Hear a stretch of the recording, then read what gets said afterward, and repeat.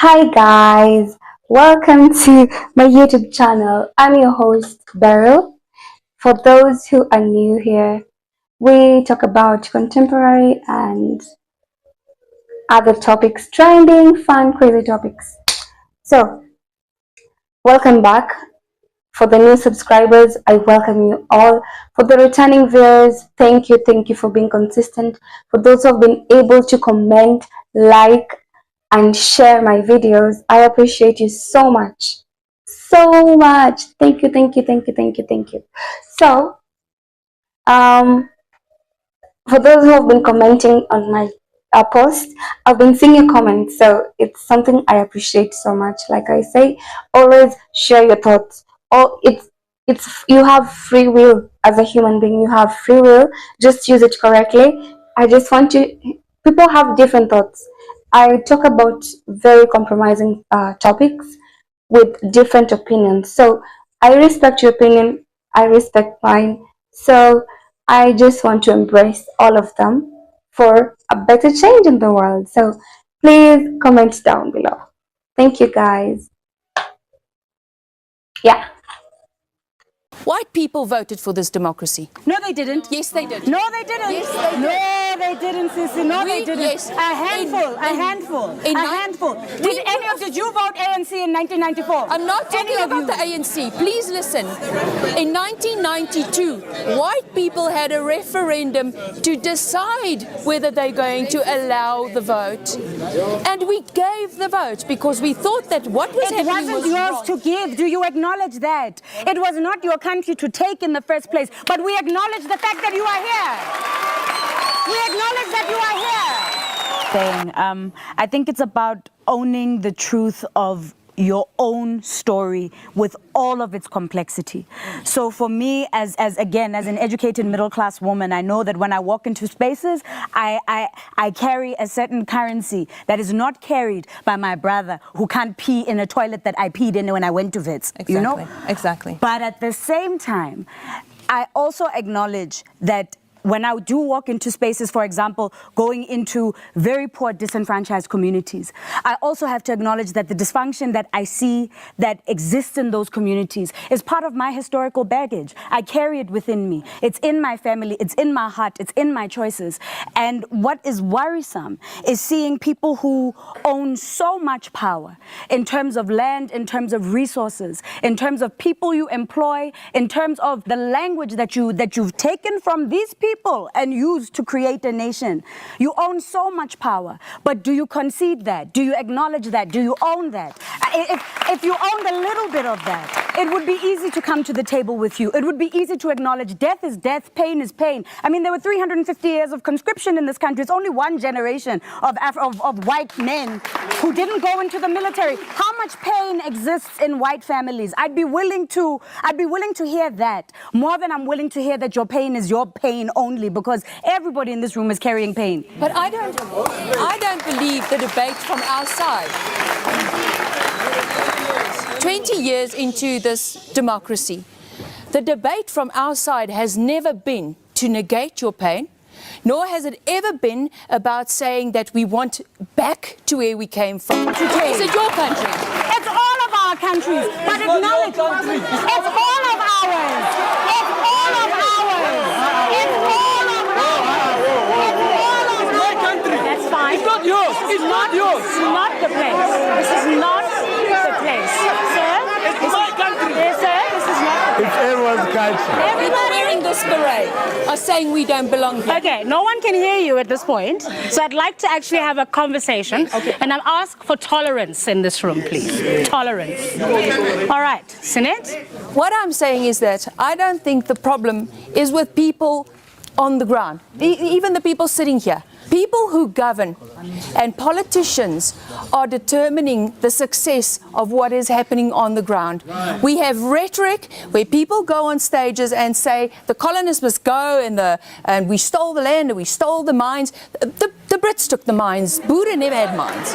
And we can't keep on having that rhetoric and move forward. Every time I switch on a television or I put on a radio and Julius Malema says that we don't belong here, and what is happening? It's a problem.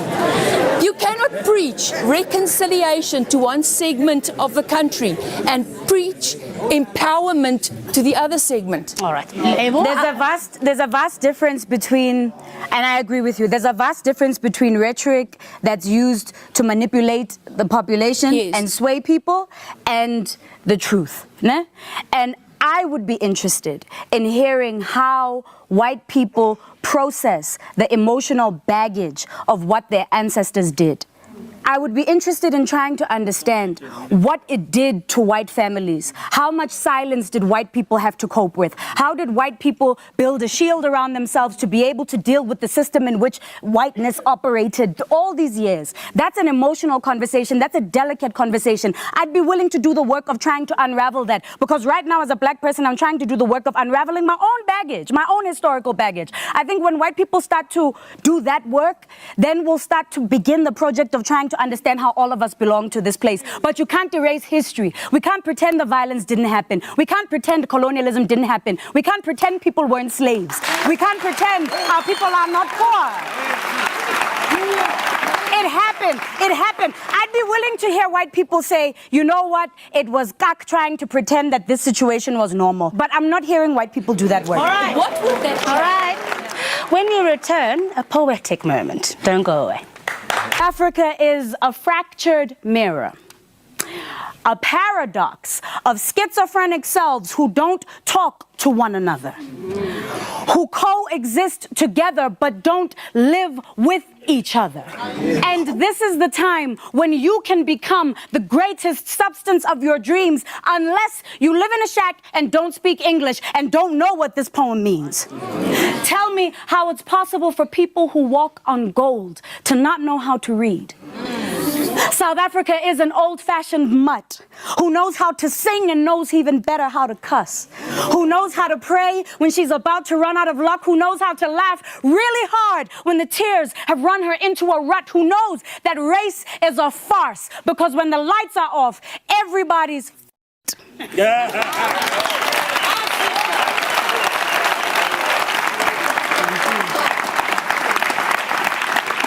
There's a lot of anger, there's a lot of, I don't hear hope yet. I don't know about you, but I don't hear hope yet.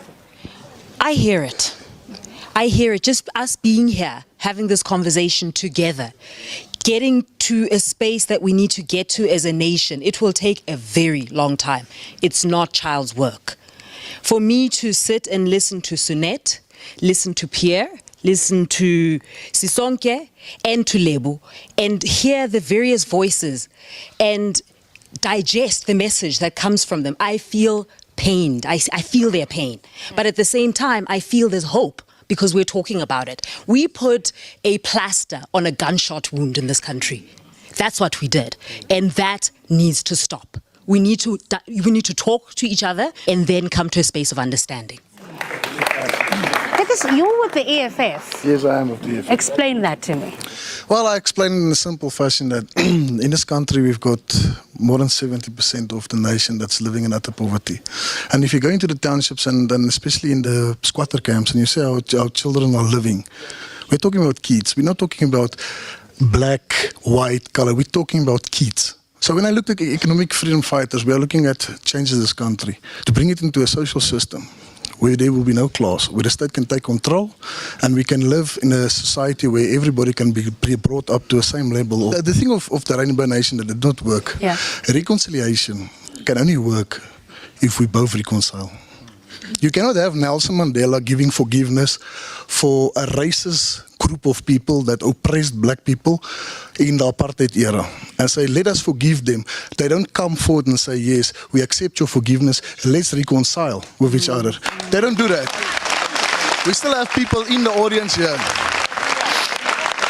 We still have people in the audience here, like a gentleman there when she was talking about the black people being more educated and can actually contest for a position. I had a comment say, yeah, let's kill them. It's those comments that makes people to be killed on farms also. Because when you undermine a black person in this country longer, they are going to kill you.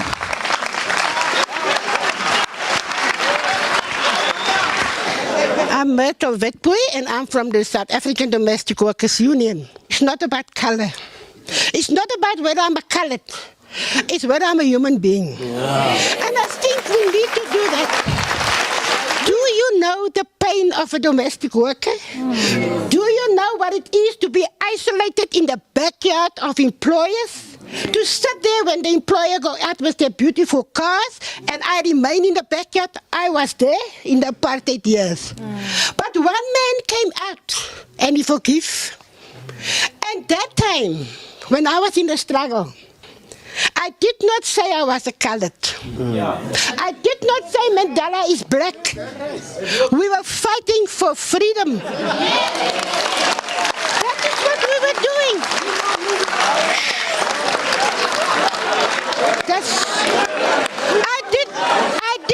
I did not classify myself as a colored. And when Comrade Mandela came out, he said there's black and there's white. And since that day I walked that path. I am black. And I am proud of it. If we want to free ourselves, we must free ourselves from this color thing. We're not going to become free because we are bitter. We are oppressed even in our working place. Our employers don't recognize us. We raise the children. But you find that at the end, you dismiss, you are stealing, my pant is missing, my sugar is missing. So we've been able to actually view the video of the black woman who's been able to actually, let's say, bash, or it was a very, very heated argument. As you can see, it's a very heated argument, and all of us can agree to that. Both parties had very, very good points. We do acknowledge any point that was made. So both of them were very good points. And it's very, very good that we could actually see how both parties were able to express their emotions, their feelings, and we as Africans, we should be able to actually support each other in whatever is going on and whatever is happening. So both parties were able to share truthful contributions and honest opinions on how this topic was affecting them. So we can see that they're able to actually mention that in South Africa, there are 3 different types of races according to them. They're the whites, then they're the colored people, then they're the blacks. So it's South Africa, we're in Africa, so most people attempt okay, I suppose to, I guess, be black. Yeah, so it's quite a very compromising situation, considering the whites who colonized us are the ones who are getting better jobs. They're the ones who are getting better pay. They're the ones who are getting better experiences in Africa, which is not their country.